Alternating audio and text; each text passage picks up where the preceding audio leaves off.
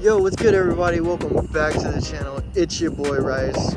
Right off the bat, I want to say I'm sorry for not making a video in 2 weeks. You already know the deal, work, life, stuff like that.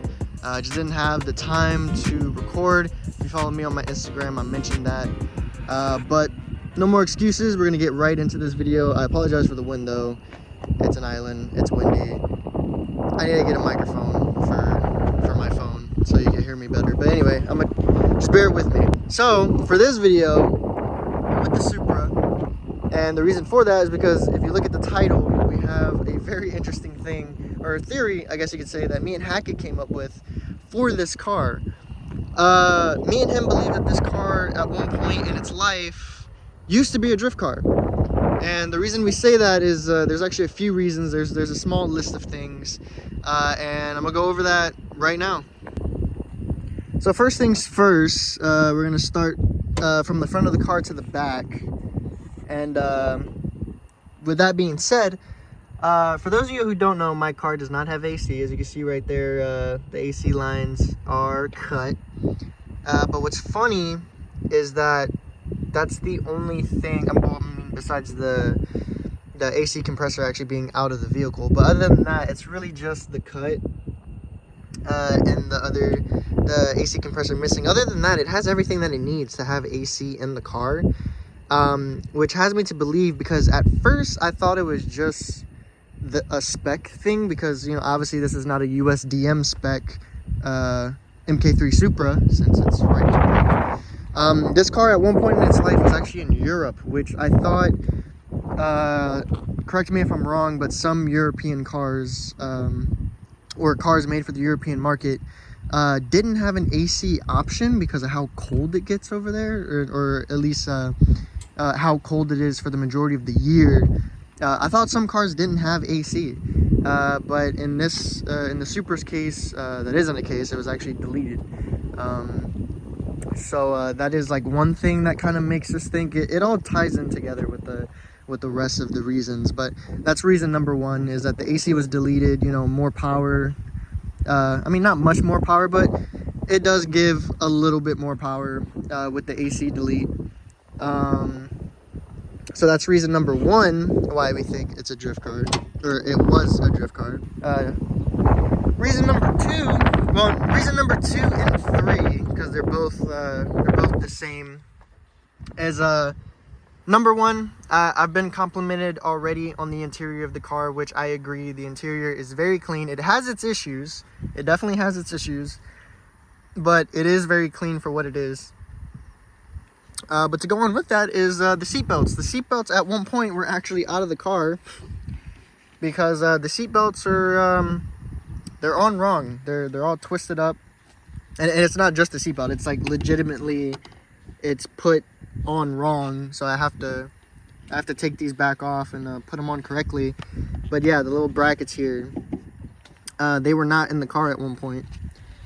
Which has me believe, along with the interior, that like the interior and the seatbelts, like everything, this car was gutted at one point. It just has to be. It's the only way that it makes sense for the interior to be this clean, and for it to have minor mistakes like that. Because, I mean, let's be honest, like, who accidentally puts a seatbelt on wrong, unless you're about to sell the car after drifting it or something along those lines.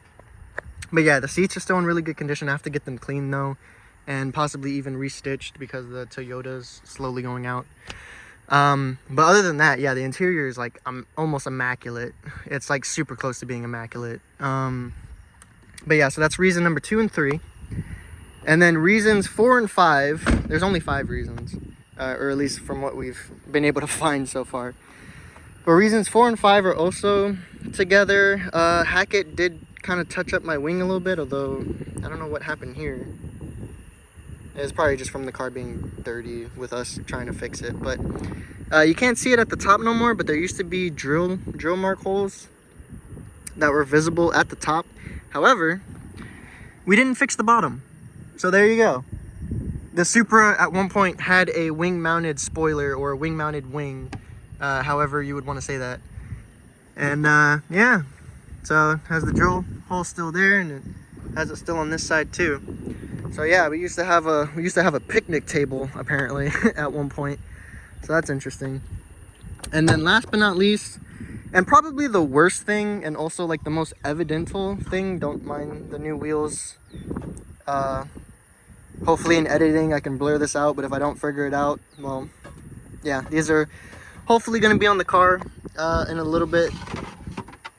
It's definitely going to take some persuading though, because I accidentally got an offset that is just barely, like literally just barely too wide for the Supra, but we'll see if we can make it fit. But yeah, so the worst thing is, if you can see in there, there's weld marks. And when we were fixing the fuel tank and we had this out, y'all might catch it. I can't remember if I actually recorded it, but if I did, if y'all rewatch when we had all the plastic out, the weld mark goes like all the way back here, and it's freaking huge. It gets bigger. And so what Hackett concluded, and I mean really what we both concluded, because it can only mean so much when there's like giant weld marks like that, is that this car hit something insanely hard. And he was able to spot on the side too. I don't know if I'm gonna catch it on camera. Honestly, it's kind of hard to catch by eye. You have to catch it just right with the light. I believe it's this mark here. Actually, you can kind of see it a little bit on camera. But yeah, this whole quarter panel was smashed in, like it, or at least at one point. Obviously not now, thankfully. But yeah, this car definitely either hit like a wall or another car, like tandeming or something. Like the only thing that really makes sense is if it was a drift car, because I don't think all of those mistakes would really make sense if it was just a normal accident. But it could be. It could definitely have just been a regular accident, but I don't think that's the case, because if it was a regular accident, I don't think someone would go through the trouble of rebuilding it or fixing it. I can kind of see someone going through that hassle if it was a drift car, because it's like, hey, let me fix my rear panel so I can, you know, swing this thing again, type of deal. Yeah, 90s cars, you gotta be a little rough with them. But yeah, so yeah, at one point, like, yeah, the rear end was super smashed in, and not anymore though. They did an okay job. I mean, obviously it's good enough. But yeah, it was kind of rough when Hackett was like finding all this stuff. I was just like, dude, you gotta slow down. Like, you're already finding too much stuff. But yeah, so that's the five reasons why me and Hackett believe that at one point the Supra was a drift car. But not anymore. We're gonna try to build her up right. Don't mind the mirror. That's gonna be next. We're fixing everything slowly, so everything takes time. But God, when you just look at it though, you can't tell me it doesn't look good from about like maybe 10 feet. It's definitely a 10-footer. I mean, but nah, we're gonna try and make her a 1-footer for sure. So yeah, just wanted to make that quick video, just something fun, something short, something to try and get me already back into the groove, since I already missed 2 weeks, unfortunately.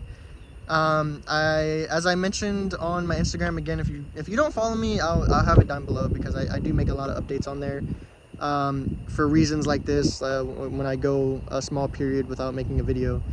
I still do have other videos in mind. It's just the matter of time to actually record them, because it's not just me. It's also, you know, some of the people that I'm trying to record with. Like, we all work. It's life. It doesn't always line up. So, but we're working on it. So this weekend, I need to stop saying so. I just caught myself with that. I've been saying that a lot. Gonna try my best this weekend to make more videos seriously this time, because I don't work this weekend. I had to work this past weekend, which is why I wasn't able to record what I wanted to.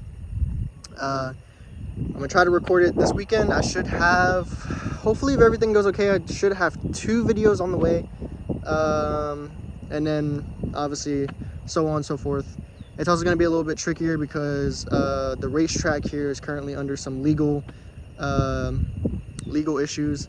So we're not going to be able to attend many events there anymore while they sort that out. So that's definitely going to make recording videos a little bit tougher, since that did kind of give me some stuff to record.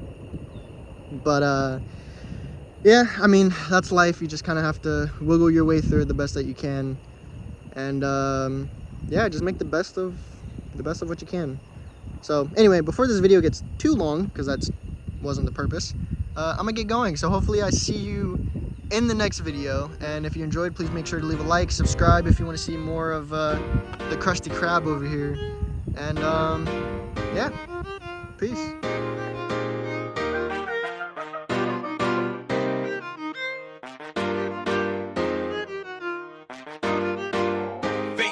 Entertainment.